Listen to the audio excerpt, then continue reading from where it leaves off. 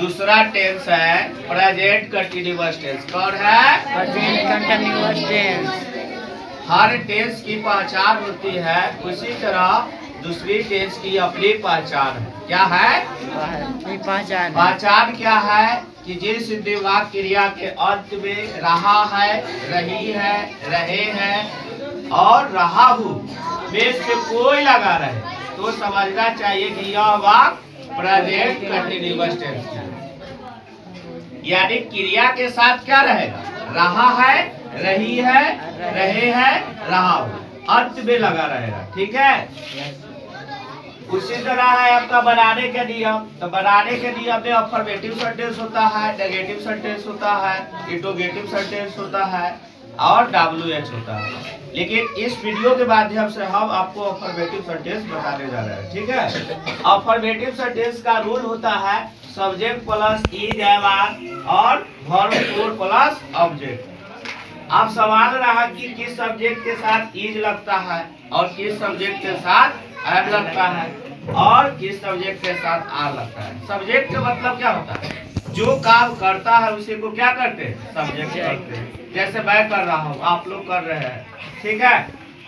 वह कर रहा है, वह कर रही है, राम पढ़ रहा है तो राम कर रहा है ना, करता राम कर रहा है ना जी। Yes sir. तो सवाल है कि ही सी और सिंगुलर नाउन के साथ इज का प्रयोग करेंगे। इज का पूछ देगा कि इज का प्रयोग कहाँ करते हैं, तो क्या बताइएगा?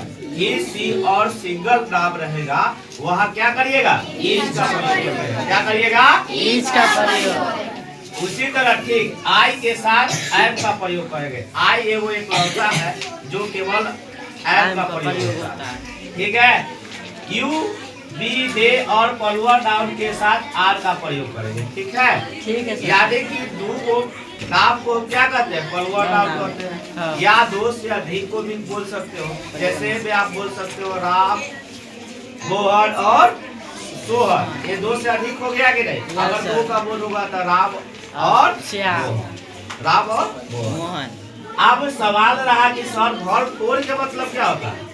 वर्ब फोर के मतलब होता है ING जोड़ना। क्या जोड़ना?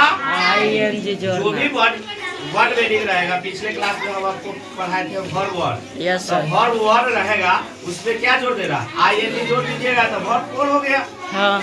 ठीक है। Yes, वर्ब फोर सबसे आसान होता है। हार्ड आपका होता है वर्ब टू और वर्ब थ्री, जो अगले आपका जो तीसरा टेंस में है, Yes, तीसरे टेंस में आपको वर्ब थ्री की हम चर्चा करेंगे, लेकिन इसमें वर्ब फोर की चर्चा करें। ऑब्जेक्ट, ऑब्जेक्ट का मतलब क्या होता है? कर, है ना? Yes sir. यानी कि जिस पर क्रिया का फल पड़े उसी को क्या कहते हैं? ऑब्जेक्ट कहते हैं, है ना? जैसे में यहाँ पर बता दिया गया वह किताब पढ़ रहा है ना? क्या बताया गया है? वह किताब पढ़ रहा तो है। वह करता है तो वह के साथ क्या लगेगा? He is. अरे वह का मीनिंग ही हुआ ना? Yes sir. ही के साथ क्या लगा? इज। रीडिंग वर्ब, वर्ब क्या है? वर्ड। रीड, इसमें ING जोड़ देना। क्या जोड़ देना होगा? ING। Reading a book. एक बार में एक ही किताब न पढ़िएगा जी। हाँ सर। दो किताब पढ़ जाइएगा, नहीं पढ़िएगा लेकिन दिक्कत होगा, है ना? Yes sir. नहीं उधर समझ में आएगा ना, नहीं, इधर समझ में आएगा। इधर फंस इसीलिए जाएंगे। हमेशा काम एक ही ये वो करना चाहिए, है ना? मैं आम खा रहा हूँ तो मैं का अंग्रेजी क्या होता है? आई के साथ अभी हम क्या पढ़ाए? क्या होगा? अब खाना, खाना का मीनिंग क्या होता है? ईट होगा ना? इसमें ING जोड़ दीजिएगा तो क्या हो जाएगा? ईटिंग। Eating a mango. क्या हो गया? Eating a mango. कोई दिक्कत? नो। ठीक है। अब दूसरा सवाल है, तीसरा है आपका एग्जाम्पल। हम लोग के क्या होता है? बी होता है। क्या होता है? अब बताइए बी के साथ हमने क्या बताया? आर। क्या होगा? अब बताइए जाना का मीनिंग क्या होगा? जाना गोइंग हो गया।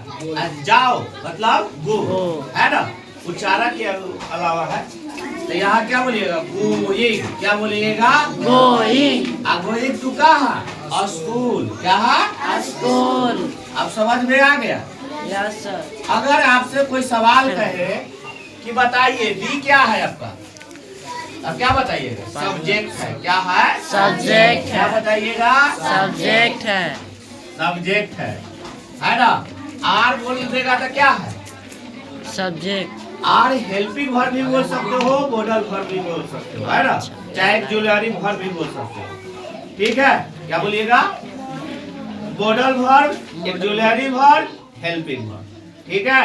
यस। तो ये आप बताइए, इबादत कर रहा है ना जी? Yes, हम लोग है। हाँ? है कि नहीं है? Yes, तो आप sir. क्या बोलिएगा? ऑक्सिलरी वर्ब भी बोल सकते हो। AUXILARY। ऑक्सिलरी वर्ब मतलब क्या होता है? सहायक क्रिया, सहायता करता है। क्या करता है? सहायता करना। गोइंग, गोइंग के मतलब क्या हो गया? जाना। आपका वर्ब फोर हो गया। क्या हो गया? भरपूर। वो क्या हो गया? वर्ब आई एच लग गया तो क्या हो गया? भरपूर। अब ये टू आपका जो शब्द है, ये क्या हो गया?